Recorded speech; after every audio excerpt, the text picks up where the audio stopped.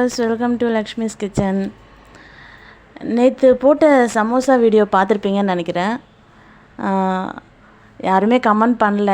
நீங்கள் பார்க்குறவங்கலாம் கொஞ்சம் கமெண்ட் பண்ணால் எனக்கு கொஞ்சம் அடுத்தடுத்த வீடியோஸ் போடுறது கொஞ்சம் மோட்டிவேஷனாக இருக்கும். அதுக்காக தான் நான் உங்களை கேட்குறேன்.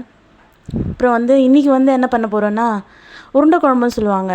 அந்த காலத்துலலாம் எங்கள் ஆயாலாம் எனக்கு செஞ்சு கொடுத்துருக்காங்க. நானும் நிறைய எனக்கு ரொம்ப எங்கள் பசங்களுக்கு கூட ரொம்ப பிடிக்கும். அதை தான் இன்றைக்கி போட போகிறேன். எங்கள் குழந்தைங்களுக்கெல்லாம் சின்ன வயசுலேருந்து லட்டு குழம்புன்னு சொல்லியிருக்கேன். நீங்களும் உங்கள் வீட்டு குழந்தைங்களுக்கு லட்டு குழம்புன்னே சொல்லுங்கள். வாங்க வீடியோக்குள்ளே போகலாம். ஃபஸ்ட்டு நான் புளி ஊற வச்சிடுறேன். இது இந்த குழம்புக்கு நான் இவ்வளோ தான் புளி போடுறேன். இவ்வளோ தான், இதுக்கு மேலே வேண்டாம். ஒரு பெரிய நெல்லிக்காய் சைஸ் அளவு தான் புளி நம்மளுது. இதை ஊற வச்சிடலாம். இது பாருங்கள், நான் கடலைப்பருப்பு ஊற வச்சுருக்கேன். எனக்கு எவ்வளோ தேவையோ அவ்வளோ ஊற வச்சுருக்கேன். உங்களுக்கு எவ்வளோ தேவைப்படுதோ அவ்வளோ ஊற வச்சுக்கோங்க. நான் எனக்கு எங்கள் வீட்டுக்கு தேவையானது ஒரு 200 கிராம்ஸ் பருப்பு தான் இருக்கும். அதான் போட்டு ஊற வச்சுருக்கேன். ஒரு 1 hour ஊறிச்சுன்னா போதும். ரொம்ப நேரம்லாம் ஊறணுன்ற அவசியம் இல்லை. இதை நான் மிக்ஸி ஜார் போட்டுக்கிறேன்.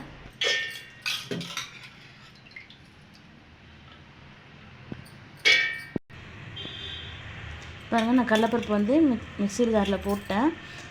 இப்போ அதுக்கு தேவையானது இதோட போட்டு அரைச்சிக்கலாம். பூண்டு,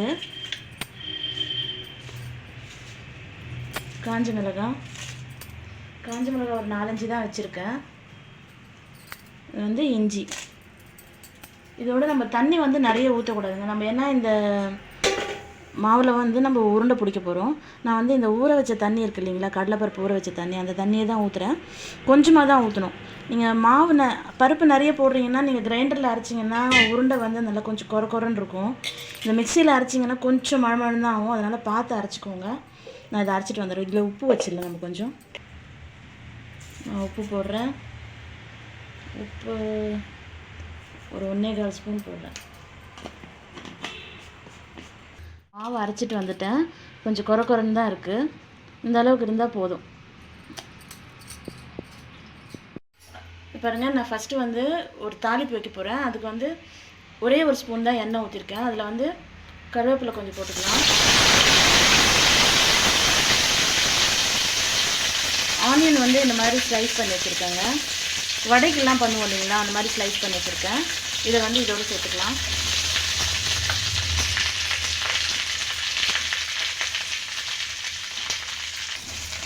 இதோட சேர்த்துட்டு கொஞ்சமாக உப்பு போட்டுக்கலாம். இது ஃப்ரை பண்ணுறதுக்கு.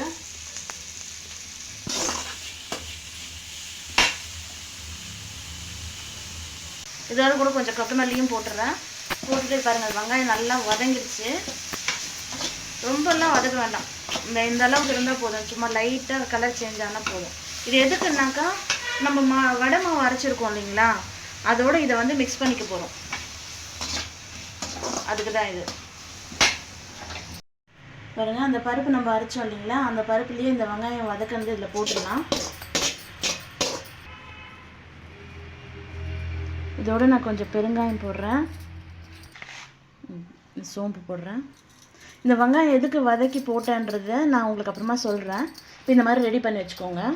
இதை பண்ணிடுறேன். மிக்ஸ் பண்ணி இது ரெடியாக வச்சுக்கோங்க. இப்போ நம்ம குழம்பு தாளிக்க போயிடலாம். நம்ம குழம்பு தாளிக்க போகிறோம். நான் எண்ணெய் ஊற்றுறேன். இதில் நல்லெண்ணெய் கொஞ்சம் ஊற்றுறேன். குழம்புன்றதுனால கொஞ்சம் எண்ணெய் கொஞ்சம் அதிகமாக தாங்க யூஸ் பண்ணோம். இப்போ கடுகு போடுறேன். பாருங்கள், கடுகு பொரிஞ்சிருச்சு. நான் இப்போ கொஞ்சமாக வெந்தயம் போடுறேன். காஞ்ச மிளகாவும் சேர்த்துக்கலாம்.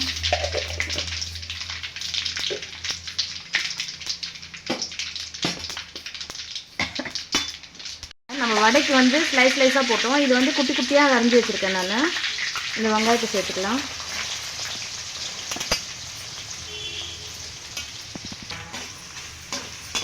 இந்த வெங்காயம் நல்லா வதங்கட்டும். நம்ம கொஞ்சம் உப்பு சேர்த்துக்கலாம்.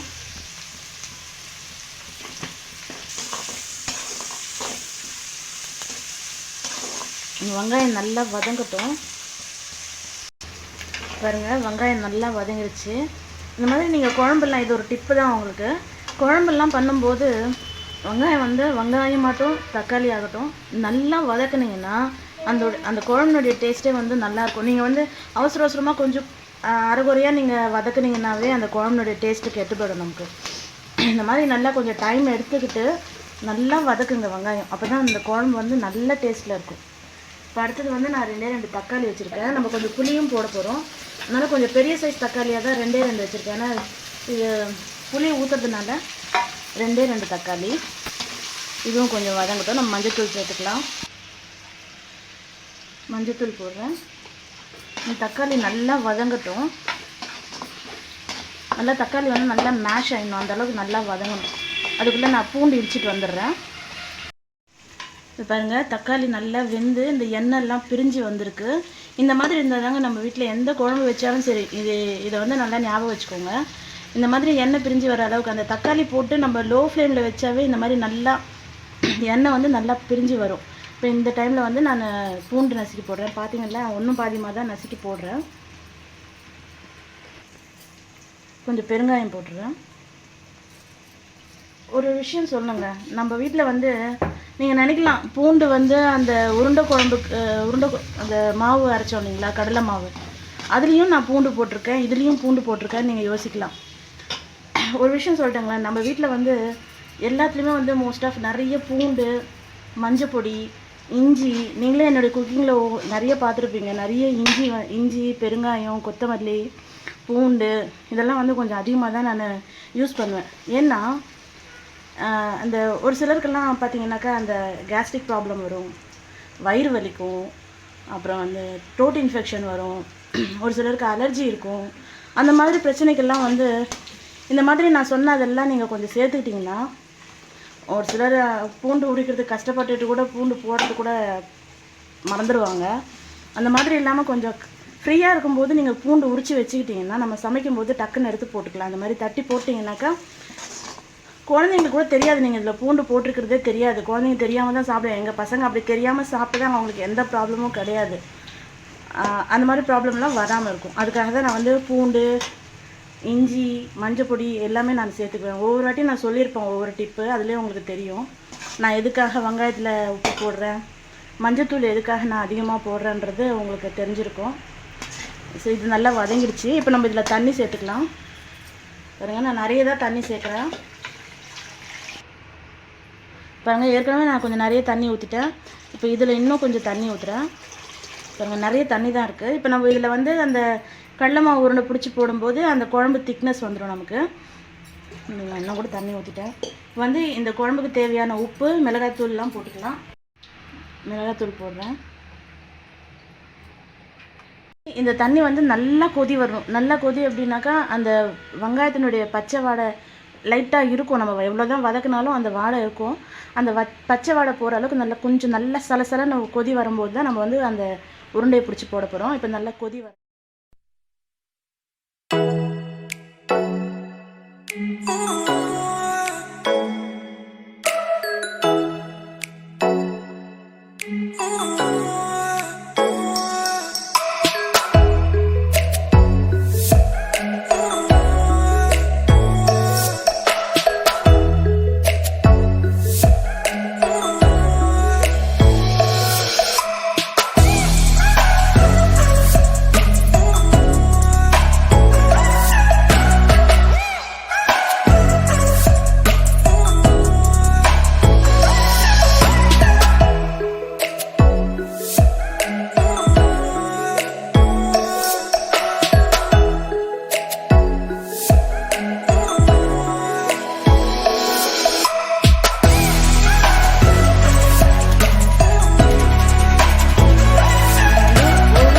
போட்டுட்ருக்கேன். அதாவது உடனே போட்டுறாதீங்க. ஏன்னா நம்ம போட்ட உருண்டை வந்து நம்ம மாவு வந்து பச்சையாக தான் போடுறோம்.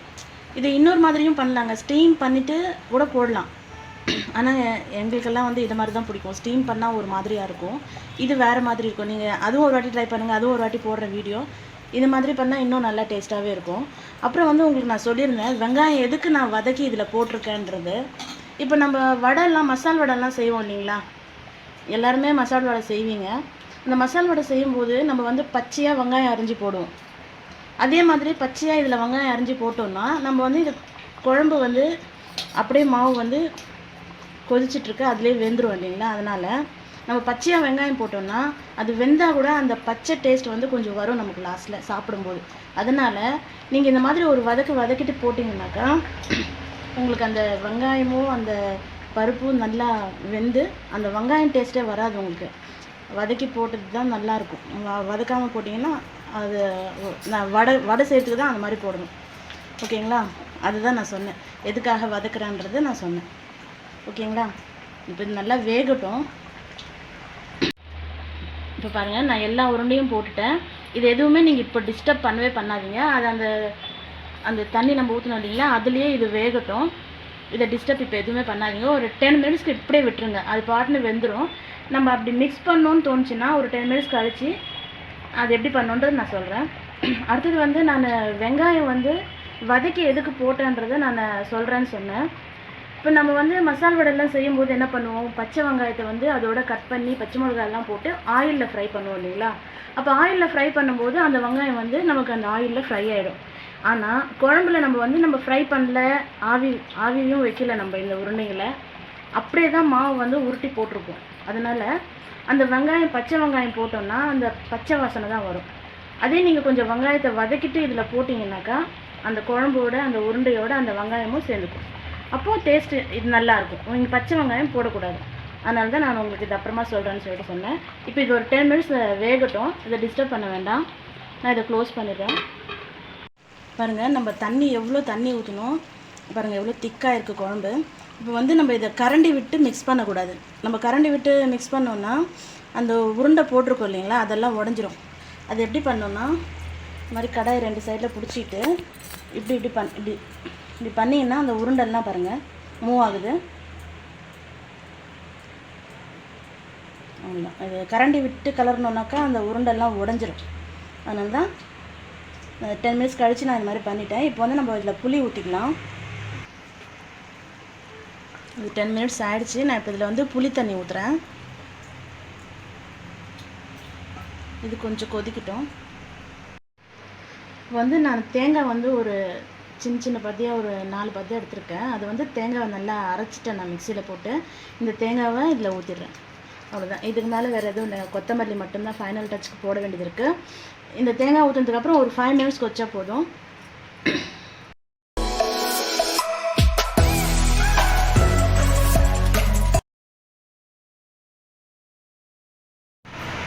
பாருங்கள், நம்ம உருண்டை குழம்பு ரெடி ஆகிடுச்சு. நான் உங்களுக்கு இது ஒரு உருண்டை எடுத்து காட்டுறேன், எப்படி இருக்குது பாருங்கள்.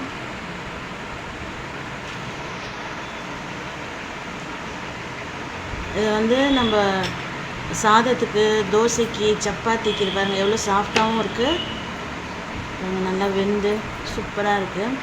இது அப்படியே கூட ஈவினிங்கில் பசங்களுக்கு ஒரு லட்டு இந்த மாதிரி ஒரு உருண்டையை வச்சு சாப்பிட கூட கொடுக்கலாம். ரொம்ப டேஸ்ட்டாக இருக்கும். அது குழம்பு பாருங்கள் எவ்வளோ திக்காக இருக்குது. ரொம்ப நல்லாயிருக்குங்க. நீங்களும் இதை ஒரு வாட்டி ட்ரை பண்ணுங்கள்.